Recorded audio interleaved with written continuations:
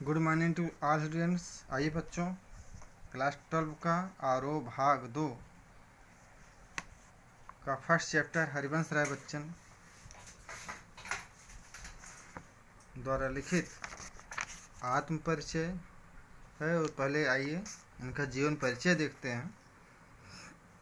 इनका जन्म सन 1907 इलाहाबाद, जो इस समय प्रयागराज के नाम से जाना जाता है, प्रयागराज में हुआ था इनका जन्म 1907 ईस्वी में। प्रमुख रचनाएं हैं इनकी मधुशाला 1935, मधुबाला 1938, मधुकलश 1938, निशा निमंत्रण, एकांत संगीत, आकुल अंतर, मिलन यामिनी, सतरंगिणी, आरती और अंगारे, नए पुराने झरोखे, टूटी फूटी कड़ियाँ काव्य संग्रह हैं, क्या भूलूं क्या याद करूं, नीड़ का निर्माण, फिर बसेरे से दूर, 10 द्वार से सोपान तक, आत्मकथा 10 द्वार से सोपान तक, आत्मकथा 4 खंड में है। हैमलेट, जनगीता, मैकबेथ इनके द्वारा अनुवादित रचनाएं हैं। और प्रवासी की डायरी इनकी डायरी है।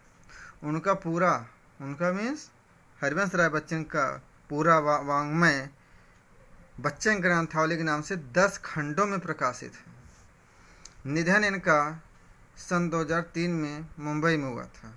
तो जन्म 1907 प्रयागराज और निधन हुआ था सन 2003 मुंबई में। अभी इनके द्वारा कुछ लाइनें कही गई हैं। पूर्व चलने के बटोही बाट की पहचान कर ली। सन 1942 से 1952 तक इलाहाबाद विश्वविद्यालय में प्राध्यापक, आकाशवाणी के साहित्यिक कार्यक्रमों से संबद्ध, फिर विदेश मंत्रालय में हिंदी विशेषज्ञ रहे। दोनों महायुद्धों के बीच मध्य वर्ग के विक्षुब्ध विकल मन को बच्चन ने वाणी का वरदान दिया। उन्होंने छायावादी की लाक्षणिक वक्रता के बजाय सीधी सादी जीवंत भाषा और संवेदन सिक्त गेय शैली में अपनी बात कही। व्यक्तिगत जीवन में घटी घटनाओं की सहज अनुभूति की ईमानदार अभिव्यक्ति बच्चन के यहाँ कविता बनकर प्रकट हुई।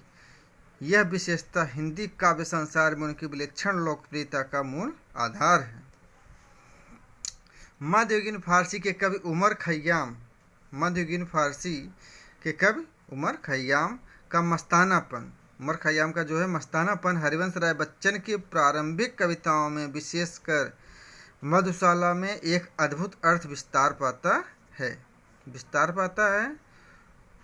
बहुत अच्छे से इनकी रचनाएं आती हैं। जीवन एक तरह का मधुकलश है, दुनिया मधुशाला है।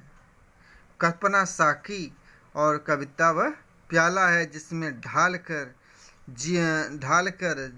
जीवन पाठक को पिलाया जाता है। कविता का एक घूंट जीवन का एक घूंट है। पूरी तन्मयता से जीवन का घूंट भरे, कड़वा खट्टा भी सहज भाव से स्वीकार करें तो अंततः एक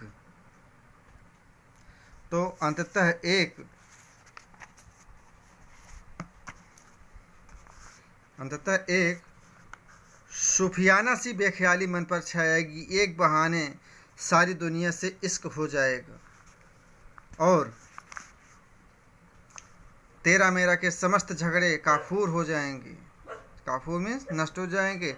इसे बच्चन का हालावादी दर्शन कहते हैं। यह बात ध्यान देने योग्य है कि उनकी युग बोध संबंधी कविताएं जो बाद में लिखी गईं, उनका मूल्यांकन अभी तक कम ही हो पाया है। बच्चन का कवि रूप में सबसे विख्यात हैं। तो बच्चों, यहाँ पर बच्चन ही जो हैं कवि रूप में सबसे विख्यात हैं। पर उन्होंने कहानी, नाटक, डायरी आदि के साथ बेहतरीन आत्मकथा भी लिखी है, जो ईमानदार, आत्मस्वीकृत और प्रांजल शैली के कारण निरंतर पठनीय बनी हुई है, पढ़ने योग्य। आइए देखते हैं नीचे। यहाँ उनकी कविता आत्म परिचय तथा गीत संग्रह निशा निमंत्रण का एक गीत दिया जा रहा है। परिचय दिया जा रहा है तथा गीत संग्रह एक है। निशा निमंत्रण का एक गीत दिया जा रहा है। अपने को जानना दुनिया को जानने से ज़्यादा कठिन है। क्या कहा जा रहा है बच्चों? अपने को जानना दुनिया को जानने से ज़्यादा कठिन है। समाज से व्यक्ति का नाता खट्टा मीठा होता ही है। जग जीवन से पूरी तरह निरपेक्ष रहना संभव नहीं है। दुनिया अपने व्यंग्य बाण और शासन प्रशासन से चाहे जितना कष्ट दे, पर दुनिया से कटकर मनुष्य रह भी नहीं पाता, क्योंकि उसकी अपनी अस्मिता, अपनी पहचान का उसका परिवेश ही उसकी दुनिया है। अपना परिचय देते हुए वह लगातार दुनिया से अपने द्विधात्मक और द्वंद्वात्मक संबंधों का मर्म ही उद्घाटित करता चलता है। और पूरी कविता का सारांश एक पंक्ति में यह बनता है कि दुनिया से मेरा संबंध प्रीति कलह का है, प्रीति कलह का है। मेरा जीवन विरुद्धों का सामंजस्य है। उन्मादों में अवसाद, रोदन में राग, शीतल वाणी में आग, विरुद्धों का विरोधाभास मूलक सामंजस्य साधते ही वह बेखुदी, वह मस्ती, वह दीवानगी व्यक्तित्व में उतर आई है कि दुनिया में हूँ, दुनिया का तलबगार नहीं हूँ। दुनिया में हूँ, दुनिया का तलबगार नहीं हूँ। बाजार से गुजरा हूँ, खरीदार नहीं हूँ। जैसा कुछ कहने का ठस्सा पैदा हुआ है। यह ठस्सा ही छायावादोत्तर गीत काव्य का प्राण है। किसी असंभव आदर्श यूटोपिया की तलाश में सारी दुनियादारी ठुकराकर उस भाव से दुनिया से इन्हें कोई वास्ता नहीं है। प्रीति कलह का यही वितान और विरोधाभास का यह विग्रह इन्हें दूर टिमटिमाते तारे की अबूझ रहस्यात्मकता से लोटपोट रखता है। निशा निमंत्रण से उद्धृत गीत में प्रकृति के दैनिक परिवर्तनशीलता के संदर्भ में प्राणी वर्ग विशेषकर मनुष्य के धड़कते हृदय को सुनने की काव्यात्मक कोशिश है। बहुत ही सरल सर्वानुभूत बिंबों के जरिए किसी अगोचर सत्य की रूहानी छुअन महसूस करा देना बच्चन की जो अलग विशेषता है। यह गीत उसका एक बेहतर नमूना है। किसी प्रिय आलंबन या विषय से भावी साक्षात्कार का आश्वासन ही हमारे प्रयास के पगों की गति में चंचल तेजी भर सकता है। अन्यथा हम शिथिलता और फिर जड़ता को प्राप्त होने के अभिषिक्त हो जाते हैं।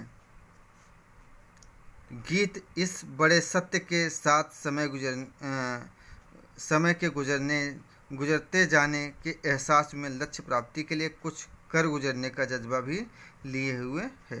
तो जो गीत जो दिया गया है, कुछ कर इस संसार में कुछ करने का जज्बा भी देता है।